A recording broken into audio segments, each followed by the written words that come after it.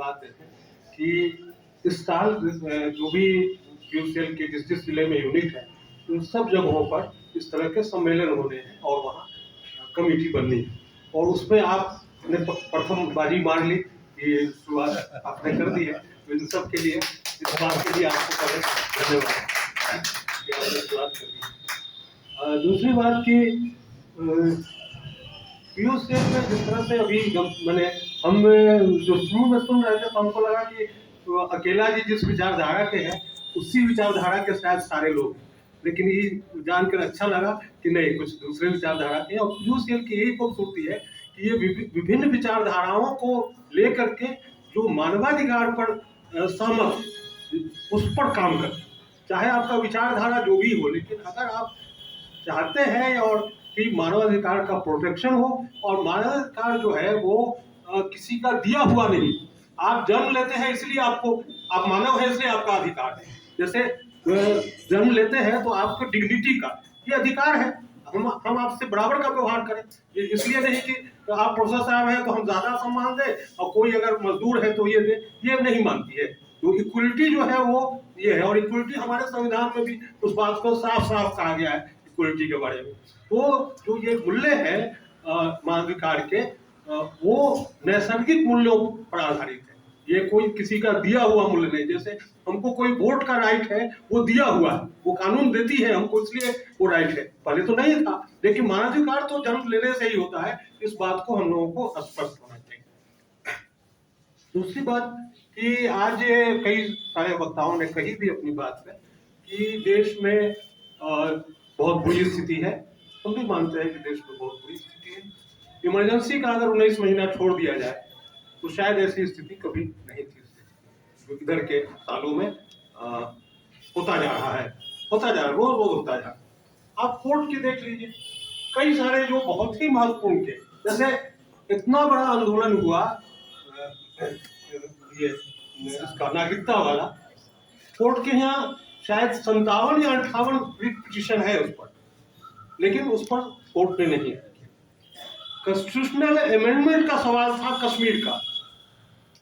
लेकिन कोर्ट ने उस पर भी बहुत सारे पिटीशन है, कश्मीर से लेकर कश्मीर के बाहर तक के लोग, उस पर कोर्ट ने अभी तक वो पेंडिंग पड़ा हुआ है, वो कोर्ट के लिए महत्वपूर्ण नहीं है। उसी तरह से अभी आप देखा होगा परसों या तरसों जो है वो जो कुर्बान अली बड़े पत्रकार हैं और आपके यहाँ ही जज रह चुकी है अंजना, वो और एक हम लोगों के मित्र हैं, सीनियर मित्र हैं रूपरेखा वर्मा, जो लखनऊ विश्वविद्यालय में ये रही हैं, तो इन तीनों ने पिटीशन किया था जो परसों अभी सुना है। भाई हेट स्पीच रोज हो रहा है, आप सुन रहे हो, कई सारे मामले में आप स्वतः संज्ञान ले लेते हो, और उसमें ये कहने पर भी कोर्ट के टिप्पणी पड़ी कि क्यों नहीं अभी तक कार्रवाई हुई, और आज उससे कोर्ट कर रही है कि भाई आप 5 महीने तक अभी तक कोई कार्रवाई नहीं, अब 2 सप्ताह में दीजिए हमको इसका जवाब, 2 सप्ताह में दीजिए कि अभी तक आपने क्या किया है। तो कहने का यह है कि जो सरकारी इंस्टीट्यूशंस हैं, सरकारी जो लोकतंत्र में इंस्टीट्यूशंस होते हैं, या जो भी मैंने देश के इंस्टीट्यूशंस होते हैं, चाहे वो न्यायपालिका हो, चाहे वो इलेक्शन कमीशन हो, चाहे इस तरह के तमाम जो इंस्टीट्यूशंस हैं, वो इसलिए बनाए जाते हैं कि लोकतंत्र ठीक से चले। लोकतंत्र में कहीं कोई उसके एक संस्था अगर कोई गड़बड़ी कर रही है तो दूसरा संस्था उस पर तुरंत उसको चेक करे, लेकिन विधायिका का आप जानते हैं तो कोई कहने की टिप्पणी करने की जरूरत नहीं है। हम लोग रोज भाषण करते हैं और सब लोग भाषण करते हैं, जो गड़बड़ करते हैं विधायिका में जा करके उनका भी भाषण सुनिएगा, तो वो भी इतना क्रांतिकारी भाषण करते हैं, वो भी कहते हैं कि साहब हम लोग तो बहुत गड़बड़ हो रहा है, बहुत गड़बड़ हो रहा है, तो वही आके विधानसभा से लेके और तमाम लोगों को गड़बड़ करते हैं। उसी तरह से आप और भी जो दूसरे ये है, कोर्ट का हमने कहा है, विधायिका समझ ही रहे, और जो सरकारी मशीनरी है वो जो स्थिति है भी आप जानती हैं। तो अब तो फिर है क्या उपाय? एक सवाल ये उठता है कि जब पूरी मशीनरी चौपट हो रही है तो आखिर हो क्या? तो एक तो ये सब हम लोगों को सोचना होगा, विचारना होगा। और जहां तक मानवाधिकार का सवाल है, तो मानवाधिकार का हनन पहले भी होता रहा है, ऐसा नहीं है कि आज हो रहा है, आज बहुत ज्यादा हो रहा है। पहले होता था तो एक उसमें गुंजाइश थी कि हम कोर्ट चले जाते थे तो वहां से हो जाता था, और इसीलिए जो कोर्ट से हो जाता था और क्योंकि पीयूसीएल ने जो अपने काम का जो प्रायोरिटी तय किया, पीयूसीएल में काम बहुत विस्तृत है, लेकिन बिहार पीयूसीएल या देश का जो पीयूसीएल है उसने प्रायोरिटी तय किया था कि जो चीज जो नागरिकों का जो भी अधिकार है उसका हनन होता है, हम कोर्ट में जाते हैं, कोर्ट संज्ञान लेती है, लेकिन पुलिस की जो ज्यादती होती है, पुलिस जो एट्रोसिटीज करती है, तो उस पर कौन संज्ञान लेगा? तो पीयूसीएल ने शुरू से अपने काम का फर्स्ट प्रायोरिटी ये रखा कि अगर पुलिस की कोई एट्रोसिटीज होती है, पुलिस कहीं डंडा चार्ज करती है, तो डंडा चार्ज करने का वहां था औचित्य या नहीं था, ये पीयूसीएल जांच करती है। दूसरे के काम करने का ही तरीका है कि अगर पुलिस ने कहीं डंडा चार्ज किया, कहीं गोली चलाई, अभी हम लोग कल जाने वाले हैं, परसों यहाँ चौसा में बड़ी घटना हुई है, घर में जाके औरतों को पीटा है। भाई प्रदर्शन दिन में करने गए थे, कोई गोली तो नहीं चला दिया था, गोली भी चलाएगा तो जाकर के आप रात में घर पे औरतों को पकड़ के पीटेंगे। तो ये जो घटना है, इस तरह की घटना है। पीयूसीएल हमेशा काम करने का जो उसका तरीका रहा है वो यही कि कानून के सम्मत जो काम नहीं है, चाहे सरकार का कोई भी इंस्टीट्यूशन हो, अगर वो कानून के सम्मत नहीं काम करती है, क्योंकि देश के कानून में पीयूसीएल का पूरा भरोसा है, और उसी वजह से पीयूसीएल जो भी कानून सम्मत काम नहीं है वहां जाके दखल देती है। और उसमें ये मान्यता थी कि चूंकि सरकार, पुलिस के जरिए सरकार काम करती है, कानून तोड़ने का जो भी कोई काम करता है उसके लिए पुलिस बनी हुई है, लेकिन अगर पुलिस ही कानून तोड़ने लगे तो फिर कौन देखे? तो पीयूसीएल ये काम करता रहा है, और हमको लगता है कि ये काम सबसे जरूरी काम था जो पीयूसीएल अब तक अपने बनने से लेकर के अब तक किया है। तो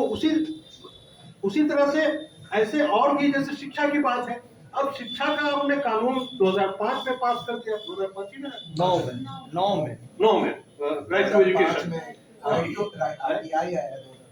2005 में आरटीआई का वो भी एक मसला है। अब कानून पास कर दिया, और अभी भी सरकार कह रही है कि 3.5 लाख में शायद 1.5 लाख या 2 लाख शिक्षक ही नहीं है उनके पास, तो आप कानून पास कर देंगे और स्कूल में शिक्षक नहीं देंगे तो कौन सी मैंने कैसे पढ़ा लेंगे आप? और जो आप शिक्षक भी देते हैं वो ऐसे शिक्षक देते हैं या आपका कंट्रोल नहीं है, या फिर शिक्षक भी सक्षम नहीं देते हैं। तो ये देश के साथ एक बड़ा खिलवाड़ चल रहा है कि आप शिक्षा का कानून पास करेंगे एक तरफ, और दूसरी तरफ स्कूल में शिक्षक ही नहीं देंगे और कहेंगे कि पढ़ ले, और तीसरी तरफ आप जो प्राइवेट है उसकी पूरी छूट देंगे, उसको भी कोई रोक नहीं है। तो उसी तरह से आप हेल्थ का कानून पास कर देंगे और हॉस्पिटल खोलेंगे नहीं, तो फिर कैसे हेल्थ लोगों को मिलेगा? तो जो ये मानवाधिकार के सवाल है वो सब बहुत गंभीर सवाल है, और इससे धीरे धीरे जो सरकार, जैसे हम लोग अपने इसमें इसी सामान्य जो सरकार के स्कूल होते हैं उसी में पढ़ करके आए, तो हम लोग के जमाने में भी जो पढ़ाई होती थी, गांव के दूर देहात में जो पढ़ाई होती थी, आज शहर के स्कूलों में भी वो पढ़ाई, सरकारी स्कूल में वो पढ़ाई नहीं होती। प्राइवेट का भी एक अलग ही है, प्राइवेट में जितना जूते और मोजे और टाई पर जितना ध्यान दिया जाता है, और कुल मिलाकर के रखवाने पर ध्यान दिया जाता है। सीबीएसई का कोर्स है, सवाल जवाब बिल्कुल ऑब्जेक्टिव आता है, आप रट लीजिए 100 में 100 नंबर आ जाए, ये स्थिति है। तो उसका नतीजा होता है कि हम आज शिक्षा के भी इसमें इतने पिछड़ गए हैं कि हम आज आजादी के पहले अंग्रेजों ने जो शिक्षा दी उसमें तो हमने साइंटिस्ट 2-3 पैदा कर लिया जिसको नोबेल मिला, उसके बाद क्या हुआ? उनको नोबेल तो शायद एक को मिला है।